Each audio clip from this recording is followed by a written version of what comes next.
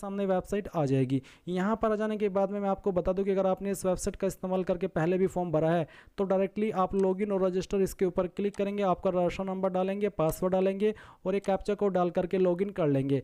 Password अगर आप भूल चुके हैं या फिर रजिस्टर नंबर आप भूल चुके हैं और आप पहले से रजिस्टर्ड है इस वेबसाइट के ऊपर तो फॉरगॉट पासवर्ड के ऊपर क्लिक करेंगे, यहाँ पर कन्फर्म के ऊपर क्लिक करेंगे और उसके बाद में आपके सामने कुछ ऐसा इंटरफेस आएगा जहाँ पर आपको आपकी DOB सेलेक्ट करनी है, आपका 10th का बोर्ड सेलेक्ट करना है और आपकी रजिस्टर्ड ईमेल आईडी या फिर नंबर डालना है और गेट वेरिफिकेशन कोड इसके ऊपर क्लिक करना है। देन आपके नंबर के ऊपर एक OTP सेंड किया जाएगा। जैसे ही आप यहाँ पर OTP वेरीफाई कर देंगे तो गाइज आपका रजिस्टर नंबर आपको डिस्प्ले के ऊपर दिखाई देगा और आप आपका एक न्यू पासवर्ड बना पाएंगे जिसका इस्तेमाल करके फिर आप लॉगिन हो जाएंगे। बट गाइज अगर आप बिल्कुल फ्रेशर है, आपने इस वेबसाइट का इस्तेमाल करके कभी कोई फॉर्म नहीं भरा, पहली बार ये फॉर्म भरने वाले हैं तो आप लॉगिन और रजिस्टर इसके ऊपर क्लिक करेंगे और न्यू यूजर के सामने रजिस्टर नाउ इसके ऊपर क्लिक करेंगे। रजिस्टर नाउ के ऊपर क्लिक करने के बाद इस तरह से आपके सामने इंस्ट्रक्शंस आएंगे। अब आप यहां पर कंटिन्यू कर दीजिए। कंटिन्यू करने के बाद अब आप यहां पर देख सकते हैं कि आपके सामने आधार OTP का जो एक सेक्शन है यहां पर डाल दिया है। अगर आप पहले से रजिस्टर्ड कैंडिडेट है तो गाइज जब आप लॉगिन करेंगे उस वक्त आपको ये OTP वेरिफिकेशन करना होगा। बट आप तो फ्रेशर है, पहली बार इस वेबसाइट का इस्तेमाल करके फॉर्म भर रहे हैं तो इसलिए आपको ये चीज़ अब पहले ही करनी है जो कि 2 जून से स्टार्ट हो रही है। तो यहाँ पर पूछेगी कि आपके पास आधार कार्ड है, अगर है तो आप यस करके अपना आधार नंबर डालेंगे, उस नंबर को दोबारा डाल करके वेरीफाई करेंगे, यहाँ पर टिक करेंगे। अगर आपको जो इन्फॉर्मेशन यहाँ पर इंग्लिश के अंदर ये पैराग्राफ दिया गया है इसको हिंदी के अंदर पढ़ना है या फिर सुनना है तो आप स्विच टू हिंदी के ऊपर क्लिक करके इस ऑडियो वाले निशान के ऊपर क्लिक करके इसको सुन भी सकते हैं। एंड उसके बाद गाइज आपको सेंड OTP के ऊपर क्लिक करना है।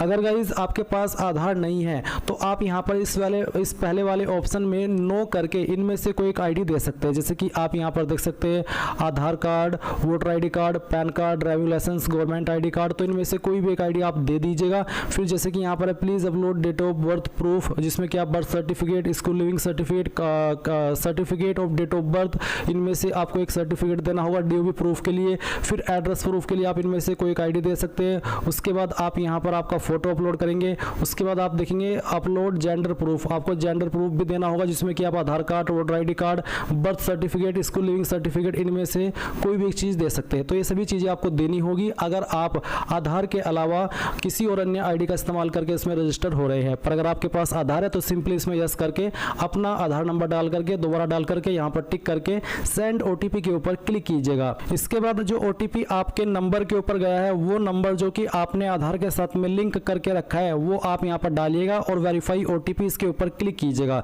जैसे आप इसके ऊपर क्लिक करेंगे तो देखेंगे सक्सेस यानी कि OTP वेरिफिकेशन हो चुका है।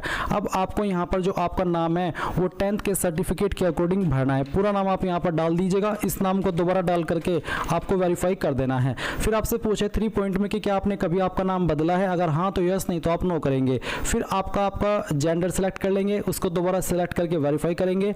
एंड देन जो आपकी डेट ऑफ बर्थ है ये आपको यहाँ पर एंटर करनी है। डेट ऑफ बर्थ भी आपके 10th के सर्टिफिकेट के अकॉर्डिंग होनी चाहिए। इसके बाद में गाइज आप यहाँ पर वेरीफाइड डेट ऑफ बर्थ में दोबारा से अपनी डेट ऑफ बर्थ सेलेक्ट करेंगे और उसको वेरीफाई कर देंगे। फिर आपका जो फादर नेम है वो भी आपको डालना है 10th के सर्टिफिकेट के अकॉर्डिंग ही और उसको दोबारा डाल करके वेरीफाई करना है। फिर आप मदर नेम डालेंगे 10th के सर्टिफिकेट के अकॉर्डिंग और दोबारा डाल करके वेरीफाई कर दीजिएगा। 8 पॉइंट है matriculation 10th class education board, आपने आपकी 10वीं किस बोर्ड से की है। यहाँ पर आपको काफ़ी सारे बोर्ड देखने को मिल रहे हैं तो इनमें से जो भी आपका बोर्ड है वही बोर्ड आपको यहाँ पर सिलेक्ट कर लेना है। ये बोर्ड सिलेक्ट करने के बाद में आप यहाँ पर देखेंगे 9 पॉइंट रोल नंबर का, तो जो आपका रोल नंबर है वो भी आपको 10th के सर्टिफिकेट के अकॉर्डिंग यहाँ पर भरना है।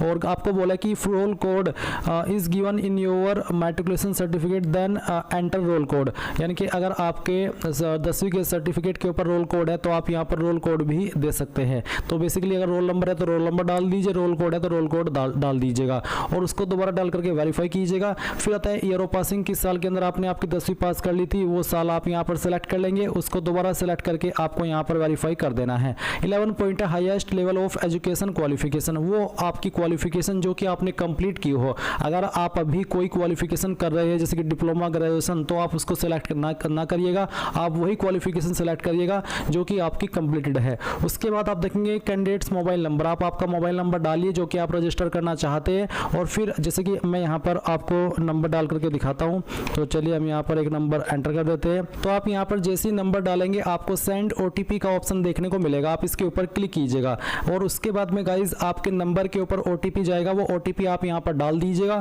फिर आप आपकी ईमेल आईडी डालेंगे और जैसे ही आप ईमेल आईडी फिल करेंगे तो सेंड OTP का ऑप्शन मिलेगा। आप जैसे उसके ऊपर क्लिक करेंगे तो आपकी ईमेल के ऊपर भी OTP चले जाएगा। फिर आप वो OTP भी यहाँ पर डाल देंगे।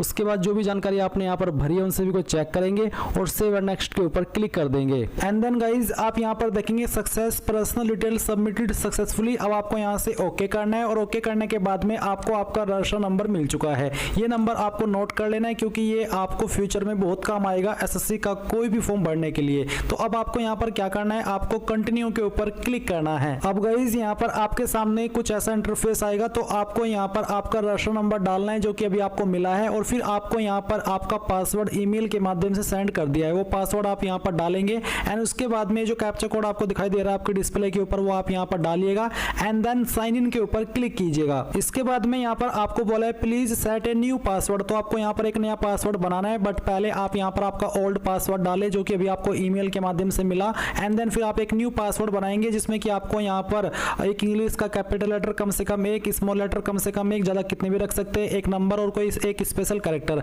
एग्जांपल मैं आपको यहाँ पर देख करके दिखाता हूँ, आप देख लीजिए। कुछ इस तरह का पासवर्ड आप बना लीजिएगा जिसमें कि इंग्लिश का कैपिटल लेटर भी है, स्मॉल लेटर भी है, स्पेशल कैरेक्टर भी है और डिजिट भी है। तो ये पासवर्ड बनाने के बाद में आप उसको दोबारा यहाँ पर डाल करके वेरीफाई कर दीजिए। फिर आपको यहाँ पर एक सिक्योरिटी क्वेश्चन सेलेक्ट कर लेना है एंड उसका आंसर आपको आपकी मर्जी के अकॉर्डिंग यहाँ पर दे देना है और फिर सेकंड सिक्योरिटी क्वेश्चन आपको सेलेक्ट करना है और फिर उसका जो आंसर है वो भी आपको यहाँ पर डाल देना है।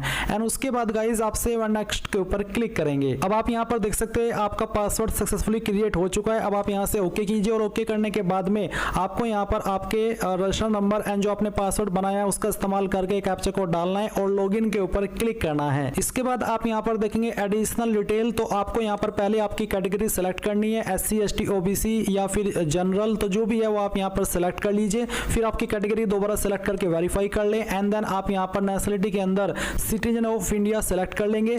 विजिबल आइडेंटिफिकेशन मार्क्स, आपकी बॉडी के ऊपर वो निशान जिससे आपकी बॉडी की पहचान होती है, तो उस मार्क के बारे में आप यहाँ पर लिख देंगे। अगर नहीं है कोई मार्क तो आप नो मार्क लिख दीजिएगा। अगर आप विकलांग है तो आप इस वाले 5 पॉइंट में यस करेंगे, नहीं तो आपको नो करना है। फिर 6 पॉइंट में आपका जो परमानेंट एड्रेस है वो आपको यहाँ पर इस बॉक्स में लिखना है और जो आपकी स्टेट है वो यहाँ से सेलेक्ट कर लेनी है, फिर डिस्ट्रिक्ट सेलेक्ट कर लेनी है और उसके बाद में जो आपका पिन कोड है वो भी आपको यहाँ पर डाल देना है।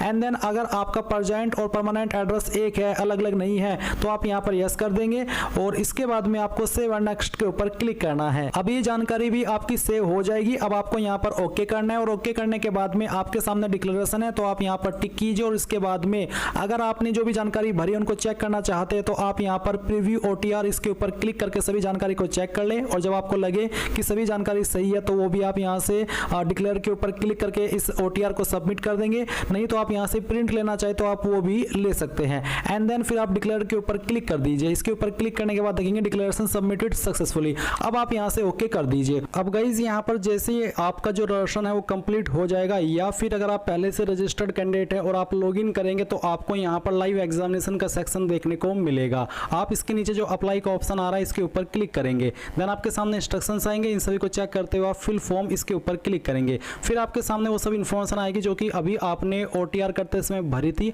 और अगर आप पहले से रजिस्टर्ड है और आप इस जानकारी को एडिट या मॉडिफाई करना चाहते तो आप यहाँ पर इस आइकन के ऊपर क्लिक करेंगे या फिर आप यहाँ पर डैशबोर्ड में जाकर के मॉडिफाइड डिटेल्स के ऊपर क्लिक करके इसको डिटेल्स को एडिट कर सकते हैं। ये आपके पास पहले ही मौका होगा, अगर आप एक बार यहाँ से इसको सबमिट कर दिए बाद में आप एडिट नहीं कर पाएंगे। इसलिए सभी इन्फॉर्मेशन को अच्छे से चेक करते हुए आप नीचे की तरफ आएंगे और नेक्स्ट के ऊपर क्लिक करके यहाँ से ओके कर देंगे। फिर यहाँ पर आपको आपकी न्यू इन्फॉर्मेशन देनी है, जैसे कि 19 पॉइंट है हाईएस्ट एजुकेशनल क्वालिफिकेशन, यानी कि वो क्वालिफिकेशन जो कि आपकी हाईएस्ट हो। अब अगर आप इसमें देखेंगे अप्लाई करने वाली क्वालिफिकेशन तो 12वीं है, बट हाईएस्ट क्वालिफिकेशन आपकी कुछ भी हो सकती है, चाहे वो डिप्लोमा हो, चाहे डिग्री हो या फिर पोस्ट ग्रेजुएट हो। तो आपको वही वाली क्वालिफिकेशन सेलेक्ट करनी है जो कि आपने कंप्लीट कर ली हो। जो आप अभी कर रहे हो वो आप सिलेक्ट मत कीजिएगा। उसके बाद यहाँ पर है 20 point essential qualification. Essential qualification से मतलब है वो क्वालिफिकेशन जिस क्वालिफिकेशन से आप इस पोस्ट पर अप्लाई करने के लिए एलिजिबल हो रहे हैं।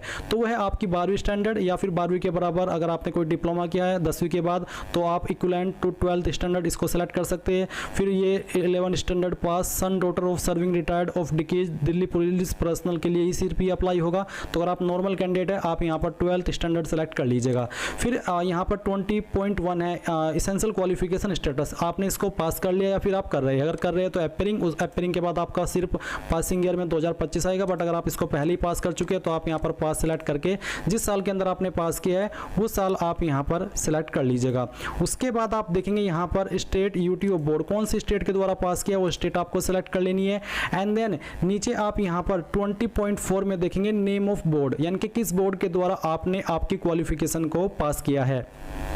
तो आप यहाँ पर इस तरह से देखेंगे, आपको काफ़ी सारी चीज़ें देखने को मिल जाएगी। बट गाइज अगर आपको यहाँ पर आपका बोर्ड दिखाई न दे तो आप यहाँ पर इसमें अदर का ऑप्शन ढूंढेंगे। मैं यहाँ पर अदर टाइप करके देखता हूँ इसमें कि अदर का ऑप्शन है या फिर नहीं है। तो अदर का ऑप्शन है, अगर आपकी यूनिवर्सिटी आपकी बोर्ड का नाम यहाँ पर ना है तो आप अदर सेलेक्ट कर लीजिएगा। जैसे कि अगर मैं अदर सेलेक्ट करता हूँ तो फिर आप खुद से अपने बोर्ड का नाम यहाँ पर दे सकते हैं। बट पहले ध्यान दीजिए, इसमें अगर आपका बोर्ड दिया गया है तो आपको यहीं से आपका जो भी बोर्ड है 12वीं का वो सिलेक्ट कर लेना है। इसके बाद गाइज आप यहाँ पर देखेंगे 20.5 रोल नंबर, तो जो भी आपका 12वीं का रोल नंबर है वो आप यहाँ पर एंटर कर देना। फिर आप यहाँ पर आपकी जो 12वीं की परसेंटेज है वो एंटर कर देंगे, और अगर आपके नंबर CGPA के अंदर है तो आप परसेंटेज को खाली छोड़ करके CGPA वाला सेक्शन भर देंगे, यानी कि कोई एक चीज़ ही आपको यहाँ पर भरनी है। उसके बाद आप यहाँ पर सेव एंड नेक्स्ट के ऊपर क्लिक करेंगे। फिर गाइज यहाँ पर प्रोसेसिंग होगी। अब आपके सामने यहाँ पर एडिशनल इन्फॉर्मेशन पार्ट फर्स्ट आएगा। इसमें आपको कुछ सवालों के आंसर करने हैं, जो सवाल आपके ऊपर एप्लीकेबल है वही आप आंसर करेंगे। जैसे कि 21 pointed you possess OBC category certificate.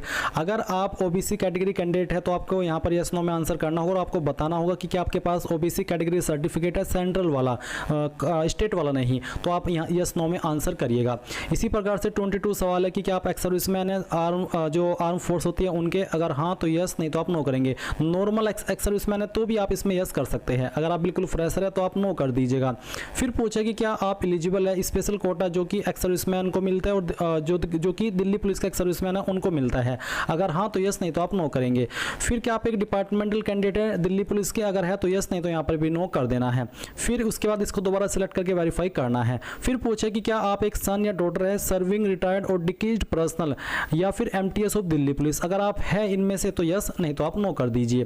फिर क्या आपने रिप्रेजेंट किया है state at the national level और the country at international level, यानी कि क्या आपने पिछले 3 साल के अंदर या फिर इस फॉर्म को फिल करने की लास्ट डेट तक अपने आप को रिप्रेजेंट किया स्पोर्ट्स में, स्टेट लेवल, नेशनल लेवल और द कंट्री या फिर इंटरनेशनल लेवल, किसी भी स्पोर्ट्स में, अगर हाँ तो यस, नहीं तो आप नो करेंगे। क्या आपको आईसीयू के अंदर छूट चाहिए, अगर आप SC ST OBC और आप ओवर एज हो चुके हैं और आपको छूट चाहिए तभी आप यहाँ पर यस करके बताइए कि किस कैटेगरी के तहत आपको छूट चाहिए। अगर आप SC ST OBC है और आप ओवर एज नहीं हुए हैं तो आप यहाँ पर नो कर दीजिएगा, क्योंकि आप ओवर एज नहीं है तो आपको कोई छूट नहीं चाहिए। बट अगर आपको चाहिए, आप ओवर एज हैं, 18 से 25 साल की उम्र से आपकी ज़्यादा हो चुकी है, तो आप यहाँ पर यस करके बता दीजिएगा क्योंकि मुझे इस कैटेगरी के तहत छूट चाहिए। फिर आप सेव एंड नेक्स्ट के ऊपर क्लिक कर देंगे और यहाँ से ओके करेंगे। फिर गाइज आपके सामने एडिशनल इन्फॉर्मेशन 2 आएगी, जहाँ पर आपको प्रेफरेंस ऑफ एग्जामिनेशन सेंटर, यानी कि आप एग्जाम सेंटर इनमें से किस सिटी में देना चाहते हैं। पहली चॉइस आपको किसको देनी है वो आप यहाँ पर आपकी चॉइस के अकॉर्डिंग सेलेक्ट कर लेना। फिर आपको यहाँ पर सेकंड चॉइस सेलेक्ट करनी है और उसके बाद में आपको थर्ड चॉइस भी सेलेक्ट कर लेनी है। फिर सवाल पूछा कि क्या आप एक national cadet corps certificate holder है, यानी कि NCC सर्टिफिकेट होल्डर, अगर हाँ तो यस, नहीं तो आप नो करेंगे। उसके बाद इस सवाल को दोबारा आंसर करके वेरीफाई कर देना है। फिर पूछा कि डू यू पोसेस डिग्री या फिर post graduate diploma awarded by राष्ट्रीय रक्षा यूनिवर्सिटी, क्या आपको RRU के द्वारा डिग्री का सर्टिफिकेट या फिर पोस्ट ग्रेजुएट डिप्लोमा का सर्टिफिकेट मिला है, अवार्ड मिला है, अगर हाँ तो यस, नहीं तो आप नो करेंगे। इसके बाद आपको सेव एंड नेक्स्ट करना है और यहाँ से ओके कर देना है।